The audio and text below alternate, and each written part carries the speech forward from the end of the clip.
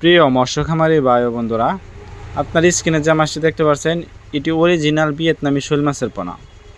এই অরিজিনাল ভিয়েতনামি শৈল মাছটি কোন ধরনের পুকুরে চাষ করতে পারবেন, এটি শতাংশে কতগুলা মাছ কালচার করতে পারবেন ও এটিকে কি খাদ্য খাওয়াতে হবে, এই মাছটি চাষ করতে হলে পুকুর প্রস্তুত কিভাবে করবেন তা কিছু গুরুত্বপূর্ণ আলোচনা করব এই ভিডিওর মাধ্যমে। আপনারা সম্পূর্ণ ভিডিওটি লক্ষ্য করে দেখবেন, কেউ কেটে কেটে দেখবেন না, তাহলে মাছ চাষ সম্পর্কে বুঝতে পারবেন না। তা বিয়স, যারা অরিজিনাল ভিয়েতনামি শৈল মাছের পোনা খুঁজছেন তাদের জন্য এই ভিডিওটি। এটি অরিজিনাল ভিয়েতনামি শৈল মাছের পোনাটি আমাদের কাছ থেকে একদম সীমিত প্রাইজে সংগ্রহ করতে পারবেন। এই শৈল মাছটি পুকুরে চাষ করতে হলে পুকুর ভালোভাবে প্রস্তুত করে নিতে হবে। যেমন পুকুরে 1 কেজি হারে চুন দেবেন, হাফ কেজি টিএসপি সার, 250 ইউরিয়া সার ব্যবহার করবেন, তাহলে পুকুরটি মজুত হয়ে গেল।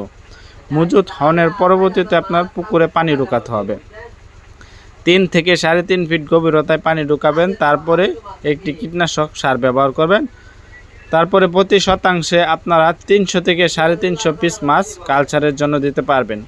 তা বিয়স, যারা অরিজিনাল ভিয়েতনামি শৈল মাছের পোনাটি চাষ করতে চান তাদের জন্য আমাদের কাছ থেকে একদম সীমিত প্রাইজে এই মাছটি সংগ্রহ করতে পারবেন। তা বিয়স, আপনারা দেখতেই পারছেন এই মাছটিকে আমরা সাবারিং করা হচ্ছে, এটিকে জন্না খাওয়াইয়ে তারপরে এক জায়গায় হোম ডেলিভারি করা হবে। দেখতে পাচ্ছেন কত সুন্দর একসাটা অরিজিনাল ভিয়েতনামি শৈল মাছের পোনা এটি। যাদের অরিজিনাল ভিয়েতনামি শৈল মাছটি পুকুরে চাষ করতে আগ্রহ তারা অবশ্যই আমাদের স্ক্রিনে দেওয়া নাম্বারে যোগাযোগ করতে পারেন।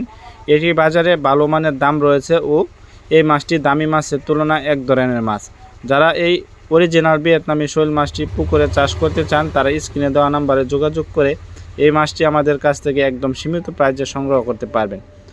এটি সারা বাংলাদেশের 64 জেলায় আমরা হোম ডেলিভারি করে থাকি। আমাদের ভিডিওটি ভালো লাগলে অবশ্যই চ্যানেলটিকে সাবস্ক্রাইব করে দেবেন নিত্য নতুন ভিডিও পাওয়ার জন্য।